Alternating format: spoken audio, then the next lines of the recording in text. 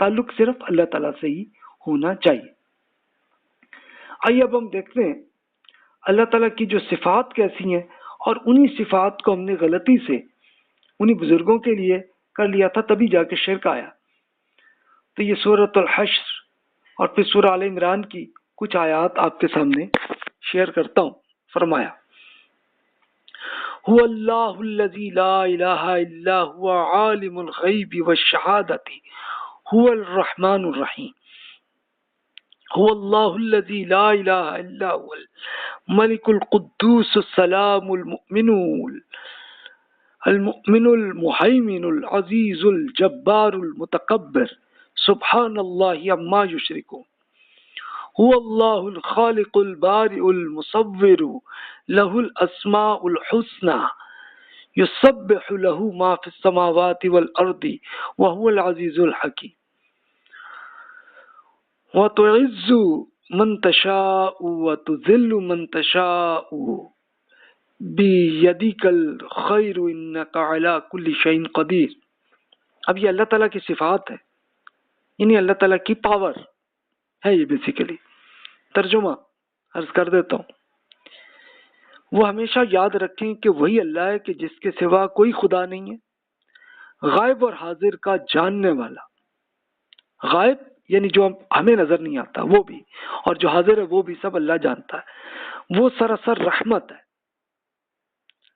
سراسر رحمت ہے، یعنی محبت ہے اللہ کی ہمارے ساتھ، اس کی شفقت ہمیشہ کے لیے، یعنی یہ محبت ہے جو اللہ تعالیٰ اپنے بندوں کو کرتا ہے۔ تو بھی اللہ تعالیٰ جب ہم سے محبت کرتا ہے تو ہمیں بھی تو محبت کرنی چاہیے نا۔ پھر فرمایا کہ وہی اللہ ہے جس کے سوا کوئی خدا نہیں، وہی بادشاہ ہے، وہ عیب سے پاک ہستی ہے، سراسر سلامتی ہے، امن دینے والا، ریکارڈ کرنے والا وہی ہے، غالب وہی ہے۔ غالب کا مطلب پاور، کنٹرول کرنے والا وہی ہے، بہت طاقتور وہی ہے، بڑائی کا مالک، یعنی بڑا کس کو سمجھنا وہ اللہ ہے، پاک ہے اللہ ان سے جو یہ شریک بتاتے ہیں۔ وہی اللہ ہے کہ جو نقشہ بنانے والا، یعنی آرکیٹیکٹ اللہ ہے، وجود میں لانے والا بھی وہی ہے کہ جو ہماری پوری باڈی اور پرسنالٹی کو وجود میں لانا، زندہ کرنا اللہ کرتا ہے، اور پھر صورت دینے والا بھی وہی ہے، کرتا ہے۔ سب اچھے نام اسی کے ہیں، زمین اور آسمانوں کی سب چیزیں اس کی تسبیح کرتی ہے، وہ زبردست ہے اور بڑی حکمت والا ہے۔ تو جسے چاہیے، جسے چاہے عزت دے، جسے چاہے ذلت دے، یہ اللہ تعالیٰ ہی کرتا ہے۔ آپ ہی کے ہاتھ میں سب بھلائیاں ہیں، بے شک آپ ہر چیز پر قادر ہے، ہر چیز پر پاور اللہ تعالیٰ ہی رکھتا ہے۔ اب یہ دیکھیے کہ یہ آپ نے سنا ہوگا کہ پڑھا ہوگا کہ اللہ تعالیٰ کے 99 نام ہوتے ہیں، تو یہ وہی ہیں کہ جو ان آیات میں لکھے ہوئے ہیں۔ یہ 99 پورے نہ ہو، کچھ ہیں، یعنی یہ اصل میں نام کی بجائے آپ یہ کہیں تو یہ زیادہ صحیح ہوگا کہ یہ صفت ہوگی، یعنی اللہ تعالیٰ کی یہ صلاحیت، اللہ تعالیٰ کی یہ پاورز ہیں جو اللہ تعالیٰ نے بیان کر دی کہ یہ۔ تو بھی کیا خیال ہے پھر معرفت ہے کیا؟ یعنی معرفت کسے کہتے ہیں؟ سمجھنا، ایکسپلین کرنا، سمجھ لینا کہ اللہ تعالیٰ ہے کیا۔ اب ظاہر ہے کہ اللہ تعالیٰ کا جو جسم جیسا ہوگا وہ ہم نہیں جانتے، کیونکہ اللہ تعالیٰ نے ہمیں نہیں دکھایا۔ کیوں نہیں دکھایا؟ کہ یہ زندگی امتحان کے لیے ہمیں رکھی ہے، اور اس امتحان کا مقصد صرف یہ ہے کہ ہمیں یہ پتہ نہ چلے کہ اللہ تعالیٰ سے ڈائریکٹ ہمارا تعلق ہو رہا ہے، لیکن لاجیکلی ہمیں اللہ تعالیٰ نے بتا دیا۔ تو پس اللہ تعالیٰ سے اب ہمارا اللہ تعالیٰ کو سمجھنا، اللہ تعالیٰ سے پاور کو سمجھنا اور اللہ تعالیٰ سے تعلق کرنا، یہی ہمارا ایمان ہے۔ تو یہ کر لیجئے تو دیٹس اٹ، یہی ہے ہمارا امتحان جس میں ہم کامیاب ہو جائیں گے۔ اب آپ یہ ذرا دیکھیے کہ کیا، دیکھیے کہ یہ معرفت کیا ہے۔ معرفت کا لفظ یہ فارسی کا لفظ ہمارے ہاں اردو میں عام ہوا ہے، تو سمپلی اس میں یہ میں عرض کروں گا کہ یہ کوئی فلسفیانہ انداز میں الہیات نہ کریں. یعنی الہیات کیا ہے؟ یہ ایک فلسفیوں نے ایسے سوچا خدا میں یہ ہے، ایسے ہے اور یہ چیز ہے. ظاہر ہے انسان ہے، انسان سے غلطیاں ہوتی ہیں اور وہ بہت سی ہوئی. تو بھی ان کی بجائے بیسٹ طریقہ ہونا چاہیے اللہ تعالیٰ سے پوچھ لینا چاہیے، اور اس کی تفصیل سے اللہ تعالیٰ نے اپنے قرآن میں ہمیں بتا دیا ہے. اور سیم بالکل وہی تفصیلات اللہ تعالیٰ نے تورات، زبور اور انجیل میں بھی یہی ہے، اور اس کے ترجمے آپ کو اویلیبل ہیں. بائبل کی 5ویں بک پڑھ لیجئے، وہ تورات ہے. وہ سیم یہی توحید وہاں پہ بھی یہی بیان ہوئی ہے. زبور میں حضرت داؤد علیہ السلام اللہ تعالیٰ سے کیسے گفتگو کرتے ہیں تو وہی تفصیل ہے. تو سیم اسی طرح ہم بھی سیکھ سکتے ہیں، ہم اللہ تعالیٰ سے ایسے بولیں. انجیل وہ ہے کہ جس کو بائبل کو وہ 4 انجیل کہتے ہیں، لیکن وہ عیسیٰ علیہ السلام کی ہسٹری ہے. تو اس ہسٹری کے اندر جہاں جہاں حضرت عیسیٰ علیہ السلام کا لیکچر جہاں آتا ہے وہاں پڑھ لیں تو سیم آپ کو وہی ارشادات ملیں گے جو قرآن مجید میں ہیں. ان کو آپ پڑھتے چلے جائیے تو آپ خود دیکھ سکتے ہیں کہ اللہ تعالیٰ سے اصل ہماری یہ جو معرفت ہے وہ اس سے ہو جاتی ہے. یعنی اللہ تعالیٰ کو ہم سمجھنے لگتے ہیں. اس کی کچھ اگزامپل ہیں جو میں نے قرآن مجید کی آپ کے سامنے یہ آیات ابھی عرض کر دی، اور اس سے تفصیل سے آپ دیکھنا چاہیں تو آپ شروع سے آخر تک پورے قرآن کو پڑھ لیں تو اصل ٹاپک یہی ہے. اور ساتھ ساتھ انسان میں جہاں غلط فہمیاں ہوئی ہیں اللہ تعالیٰ کے بارے میں تو اس کا جواب بھی اللہ تعالیٰ نے وہ کر دیا ہے. اور اگزامپل کے لیے پھر اللہ تعالیٰ نے رسول اللہ صلی اللہ علیہ وسلم کی جو آپ کی قوم تھی ان میں جو جو غلط فہمیاں تھیں ان سب کا جواب دے دیا. اور سیم دیکھیے تو باقی انسانوں میں بھی وہی ہوئے، تو وہیں سے سب کے جواب آپ کو قرآن میں مل جاتے ہیں.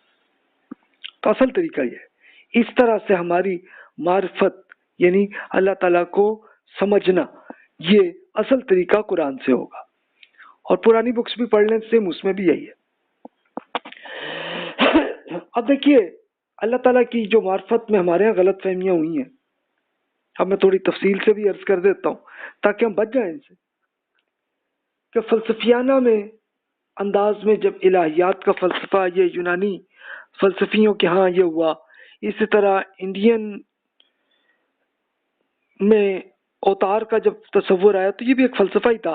تو یہ سب طریقہ آیا تو پھر ان کے بھی کئی فرقے بنے، فرقوں سے الگ الگ مذہب بنتے گئے. یہ اسی سے یہ پورے بنے ہیں. اس کو آپ ایگزامپل کے طور پر انڈیا کے فلسفے سے اندر آپ کو ہندو مت بھی مل جائے گا، آپ کو پھر اسی میں سے آپ کو بدھ مت بھی ملے گا، پھر جین مت بھی ملے گا، پھر وہیں سے آپ کو اسی فلسفے کے اختلافات میں آپ کو سکھ مت وہ بھی ملے گا آپ کو.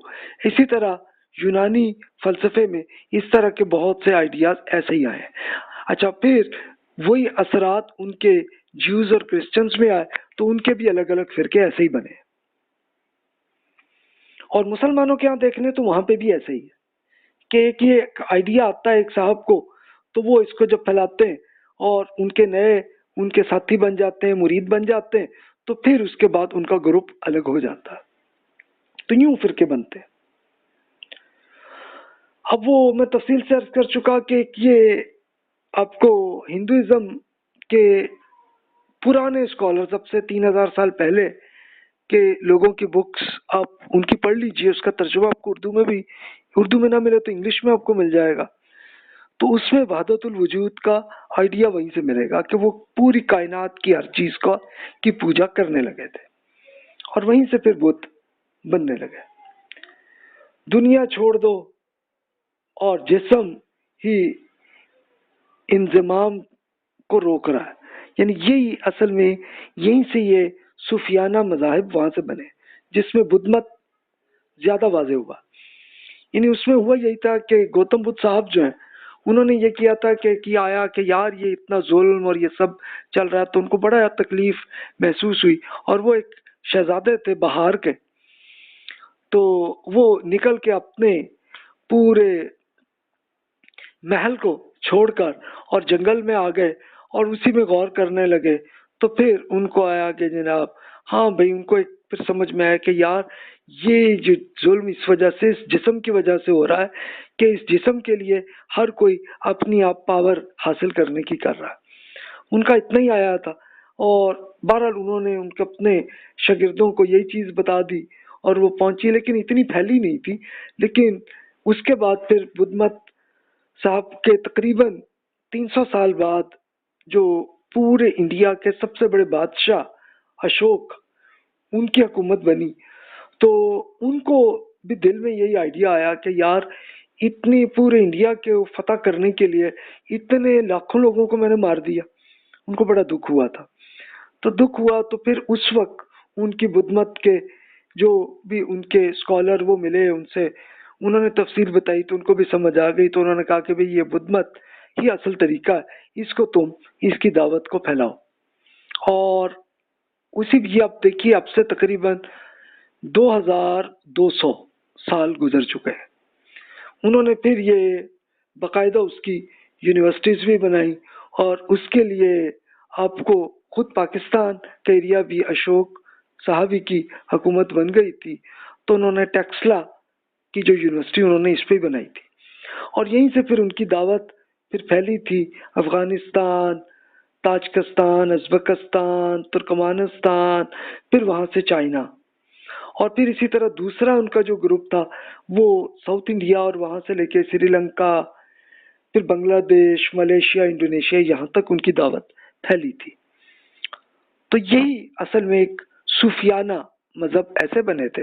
اور یہی آئیڈیا ملتا جلتا آ رہا تھا یونانی فلسفے میں، تو وہاں سے جیوز اور کرسچنز ان کے بھی صوفیزم آ گئے تھے.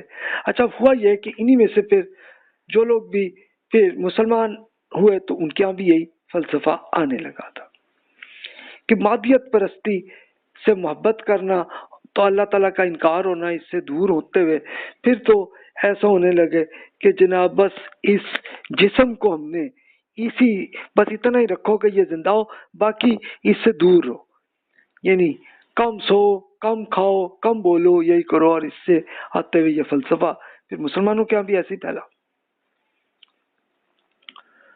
تو یہ اللہ تعالیٰ کی معرفت کی غلط فہمیاں ہمارے یہاں ہوئی.